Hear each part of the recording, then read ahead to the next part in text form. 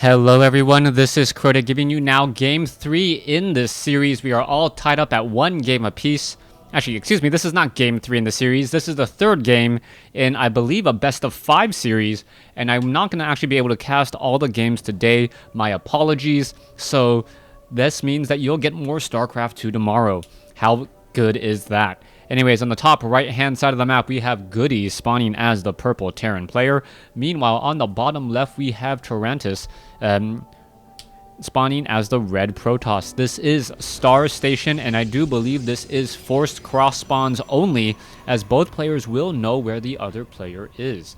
Now, this is one of those interesting scenarios where, because the map is still rather large, you can still get away with trying to do any sort of proxy play. I'm sure Goody has experience in proxy pylons with proxy gateways, so I'm sure he wants to make sure that his opponent does not do that. We are looking at Goody now coming back. It looks like he will be placing down a barracks, and I'm curious as to whether or not he will once again go for that refinery and then go for a reactor on that barracks. That was a rather interesting opening where it didn't force the Terran player to really spend a lot of minerals on supply depots when it wasn't necessarily needed. You got that early Marine to get rid of that scouting probe, and then you waited your time upgrading your orbital command and adding on that reactor to build that extra supply depot. That really did work out well. The problem is you do end up funneling a lot of resources to that reactor strategy, delaying your command center. So far, we can see that the refinery is now coming into play. Most likely 3 SCVs will jump inside there. We'll see whether or not a Marine will be trained, and then whether or not Goody will pull off some of those SCVs that are currently on gas. Meanwhile, Tarrantius is already going for 2 probes on his assimilator now, and 2 probes on this assimilator as well. This is a rather tech-heavy build, but he's not overcommitting into gas early. He's waiting until he gets up to 16 harvesters here before he puts 2 inside those gas. We are looking at a reactor at the reactor at the barracks. You can see no more SCVs mining gas here, so this opening is still going to be very strong. He's going to be able to call down mules, and then he also wants to be able to go ahead. He wants to set up a command center here at the 1 o'clock position, and then perhaps just hold a bunch of Marines on the high ground in case a Zealot makes its way in. So far, SCV has scouted out his opponent. He can see the Stalker now being chrono boosted out of there. The SCV wants to make sure that there are no Stargates anywhere and no sort of hidden tech. He is going to scout out or notice that his opponent is now setting up that nexus, and he can pretty much just assume that.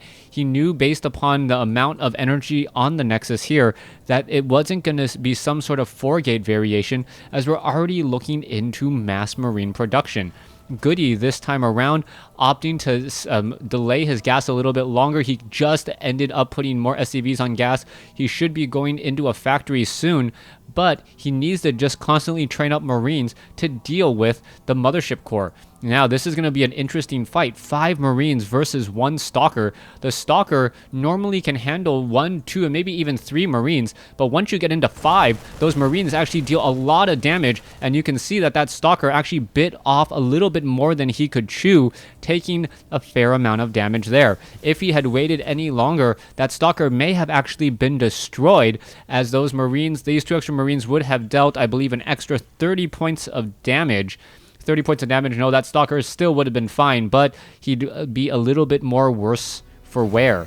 So far, the Stalker now making its way back down. Let's take a look. We are looking at the Nexus already nearing completion.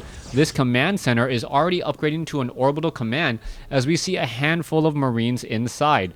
The Stalker now going to once again test that front door, and this is going to be a rather dangerous move. Tarrantius knows that there is very heavy Marine count. As the Marines are now working together, they're going to go ahead and chase back that Stalker once again.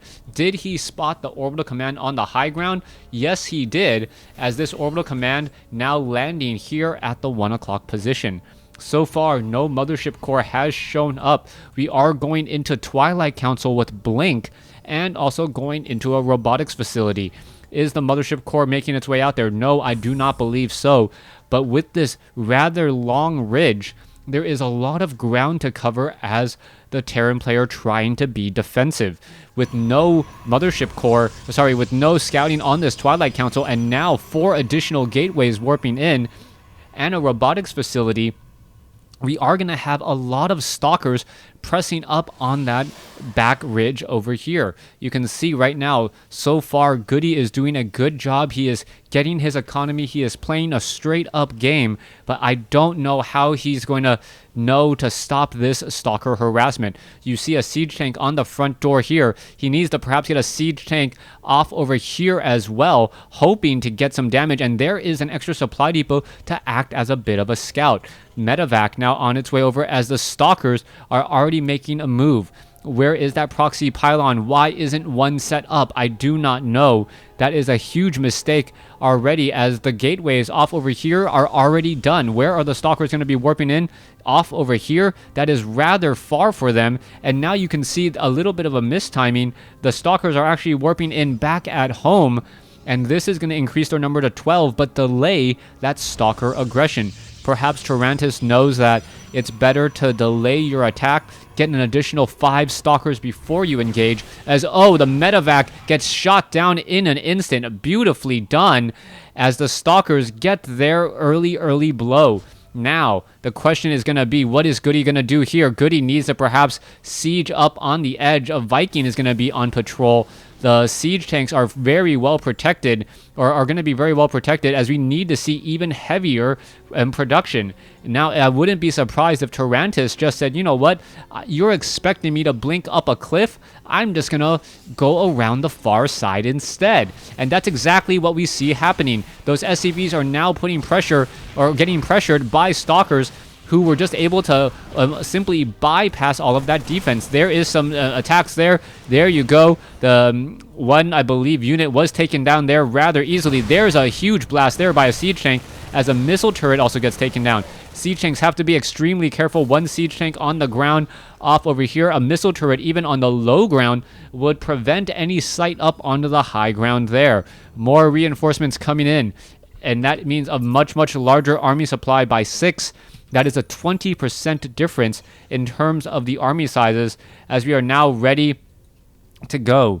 Third base already being taken in by Tarrantius. You can see a Mothership Core now making its way over. Is it going to be enough is the question. Do they have enough units to really just push this back, as another probe walks in and gets destroyed?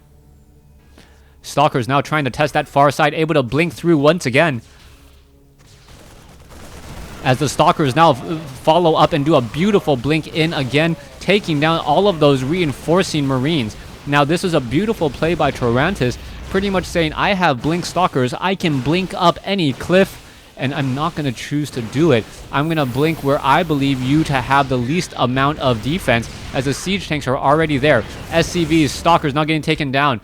Harvesters, let's take a look at it. 49 to 50 units lost, lost in resources. 1175 versus 325. Obviously in favor of the Protoss here, as the Protoss may try and test the back door in just a moment. There are some supply depots. The Mothership Core is off over here as well. This one supply depot looks like it can get taken down rather easily. Are we gonna, yes, blink inside, going after some SCVs, going after the tech lab. Blue flame tech already gone, as the stalkers are now running amok inside the base, and we're gonna focus down everything inside here. Missile turrets are now all gone. Siege tanks now being brought over, but is that gonna be too much wear for tear, as the siege tank is just outside of range, hoping that those stalkers would move just within range in order to blast them.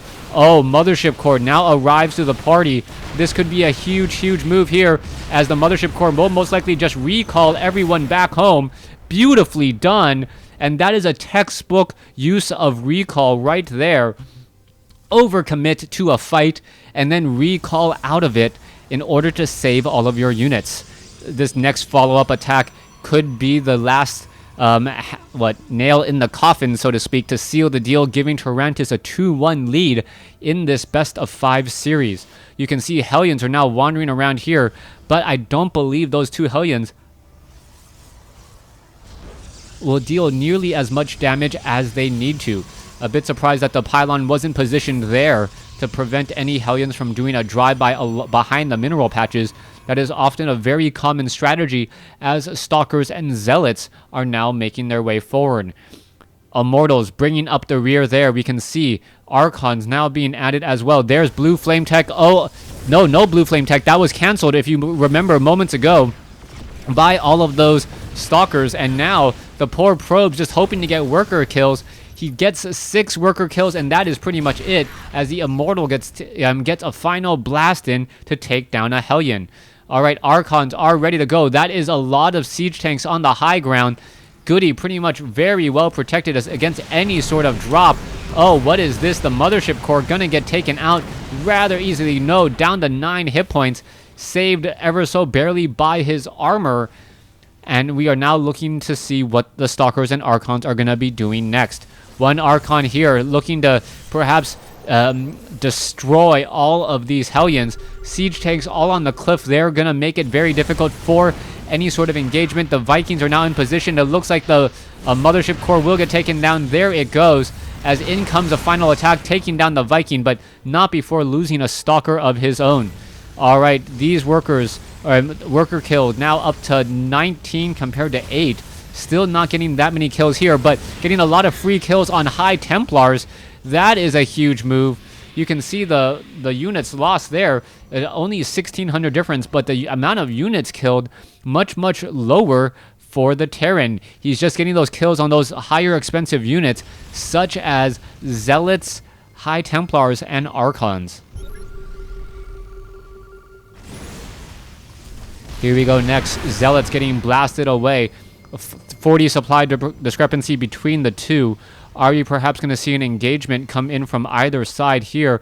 Stalkers, Zealots, Archons now pushing through. There's the attack, and I believe this may be the GG. The Immortals, actually no, Goody just in a very defensive spot here, should be able to absorb much of this, but who's going to be able to recharge faster? Obviously, Tarrantius, who has the additional 3rd base, should come out ahead after this engagement, since he's able to recharge and replenish back up to perhaps 200 faster. The amount of resources lost by both sides about the same, but the total army size, 71 to 40, means that the Protoss actually has close to a 70% supply advantage in terms of his army. SCVs now making their way down. That is a lot of siege tanks trying to work together. More siege tanks being added here on the low ground as well, as the siege tanks will get in a couple of easy blasts. There is the possible flank. There you go. Siege tanks all working together. Immortals now just trying to push their way through. Are the Stalkers going to be able to see up onto the high ground? They currently do not spot it, and this is actually a very good spot. Unless those Zealots actually break that front line. It looks like as though it will going to break that front line. All the Immortals finishing up the siege tanks, and there is the GG. Tarrantius taking a 2-1 lead in this best of 5. Thanks for watching. Thanks for listening.